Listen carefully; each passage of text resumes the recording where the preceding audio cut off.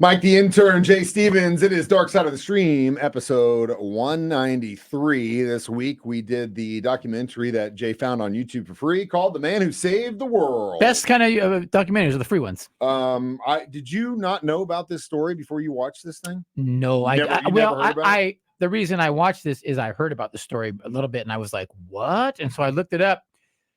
Yeah, we were pretty much a few seconds away from nuclear war there in the 80s. 80s. Good thing for this guy. In the 80s? When did this actually happen? 80s. Cold War time. So we were very close in this time, but we were a lot closer. You would have thought that this probably could have gone down in the 50s and 60s, obviously during the Cuban Missile Crisis that happened in the early 60s. But no, it actually, in fact, happened in the early 80s, as Jay mentioned. We're still really, really, really in the high part of the Cold War. Yeah, it was when I was in the 80s, I remember in the early 80s, it was like very much Russia, US, and like, could it be nuclear war? It was a rough time, man. Rocky IV, man. Drills about going under our desks for nuclear attacks. That would have saved us, right? Did you guys have to do that? Oh yeah, really? Yeah. Oh yeah. See, it's so crazy because my mom describes growing up as a kid during the Cuban Missile Crisis and how scary that was because they used to do that stuff all the time at home, right? They had like little bomb shelters in the backyard and stuff. But then I think eventually some people are just like, okay, it's not going to happen. As time goes on, but it just became a like normal thing, like earthquake drills. You guys did nuclear blast. That's what led me to Hawaii. Was my dad and his clique of people, who knows what drugs they were doing, but they were so convinced that there was going to be a nuclear war that him and his buddy both bought getaway places out in Hawaii and stocked them like for nuclear war because that would have been a safer place to be than LA. That's how I ended up there. They were basically preppers.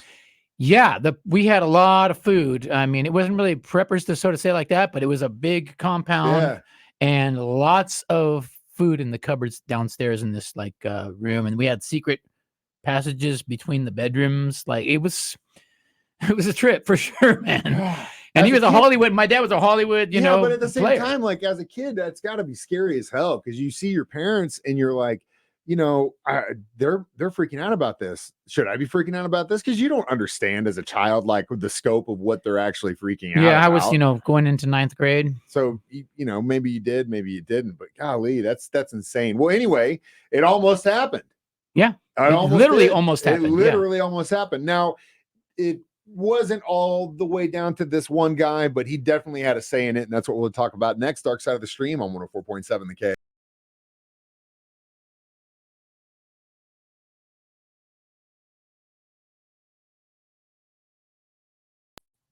Mike the Intern, Jay Stevens in the studio. Dark Side of the Stream, episode 193 this week. The Man Who Saved the World, which tells a story about a guy who worked for the early warning system the Soviets had. Was he like a commander or a sergeant or something? Something like that. Sergei Petrov or something like that. Again, Stanislav Petrov.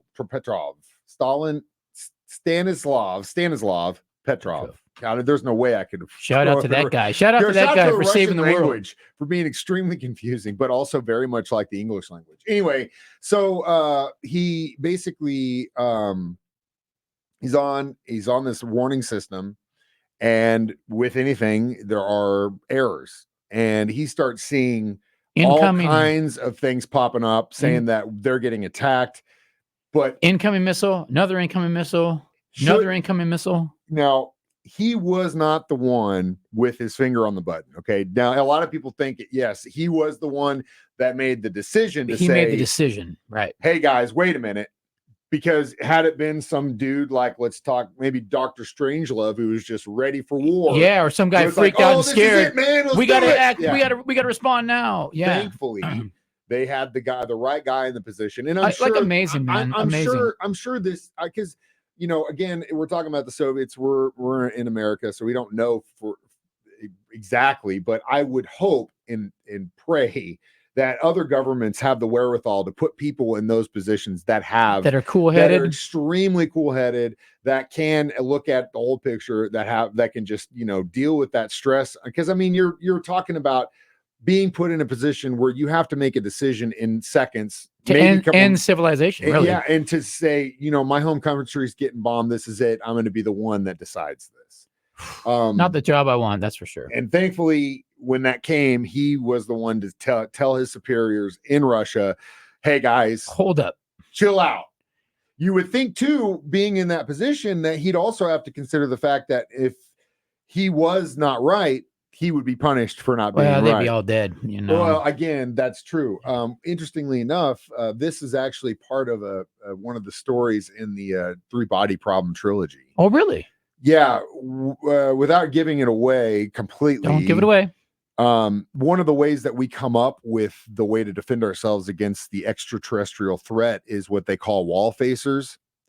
And so across the world, they pick, I think it was like 5 to 7, I can't remember, in fact, where these people are given full power to do what is or whatever they want to do, because the aliens can't read our thoughts, right? So they can use whatever resources they want for whatever ends they want to try and trick these aliens into our plan to defend ourselves, right? Wow, man. And so that's in a few years. That'll be the documentary watch in a few years. It comes down to the point where a select few, or at least one, has to make that decision in regards to humanity, whether or not we act or don't act, and what that means, and what they have to do based off of that decision. Because, again, if that threat kind of exists like it did with this guy, someone's going to be put in that position. Yeah. Eventually, whether it's to act or not act, hopefully, again, the right person is put in that position. And in this case, we can all thank, because I would have been 1 year old when this happened. But it really screwed up this dude's life. It kind of did. And he didn't really have as good of a story as you think he did post. No, you would think he'd be a hero, man. Well, yeah. Yeah, we'll talk more about this. Yeah, personally, he screwed him up personally. Yeah, and we'll talk more about that next when we return. Dark Side of the Stream, episode 193 on 104.7 The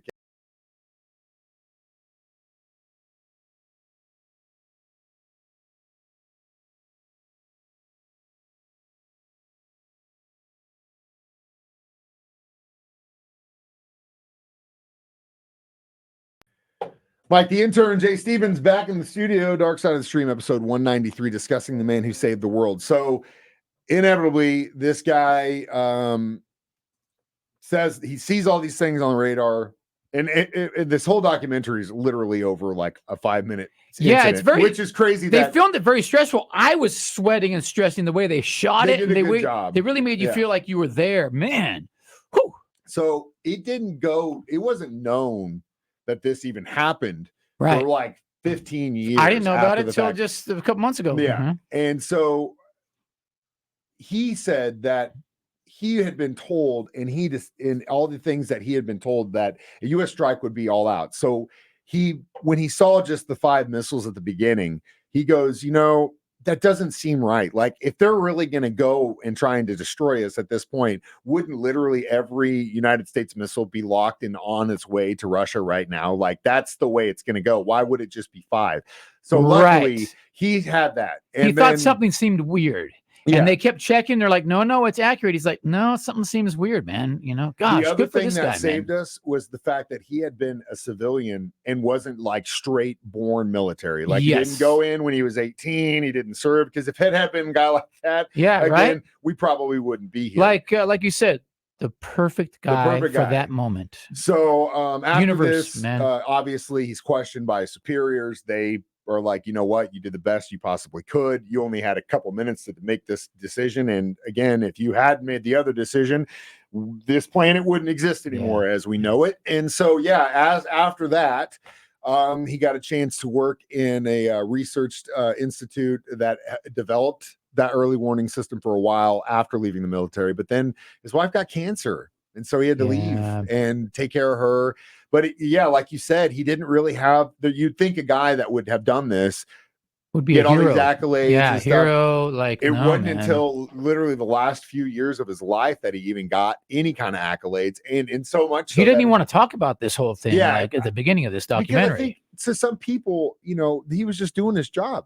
And he did his job right, and he just happened to be the one that did it.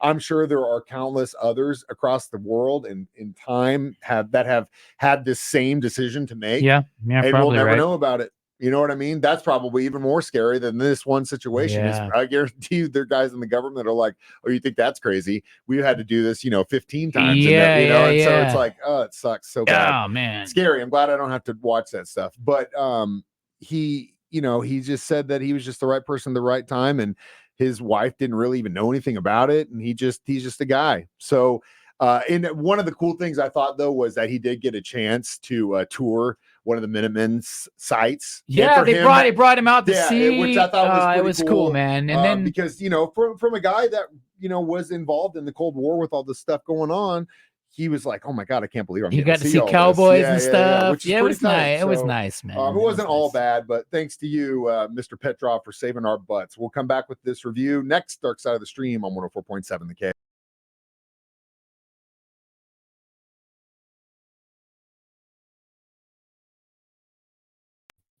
Mike the Intern, Jay Stevens back one more time. Dark Side of the Stream, episode 193. So how many red buttons would you give this documentary? A 4. It was a good story. Yeah, good story. It was shot really well, give you some stress and make you sweat, to relive that moment. And a great story. I never knew, man. Again, shout out to this guy. Watching this, even though I knew this story and had known this story for a while, that's the thing that came across my mind was, dude, this is the one we know about. Yeah. How many times did this happen that we don't know about it? Thank God the aliens are watching and make sure that's not happening. Maybe that's what happened. Maybe he was going to press a red button and ET kind of reprogrammed his brain, and that's probed him a little bit. Hang on, pause. Let's probe this guy. Men in Black stuff, hopefully. Dude. Yeah, maybe. Well, thanks for watching our back, Grays. Either way, next week it's my pick. We're going to do the documentary on HBO. It's called Wild Odd Space, about the tech companies trying to get the low Earth orbit Elon and all those guys, Jeff Bezos. Those guys are all spending a lot of money, man, to get us up there. Control it. It's going to be interesting. But yeah, so we're going to get a little techie for next week. As always, you can watch us do these live on Facebook or YouTube at 9 a.m. every Thursday. Listen to it for free as a podcast on the 104.7 The Cave app, or just listen to us do it on the radio at 9 a.m. or 6 p.m. during Jay's show. Again, I am Mike the Intern. I am Jay Stevens. Jay Stevens reminding you, we watch movies. Documentaries. You don't have to. Dark Side of the Stream on 104.7 The Cave.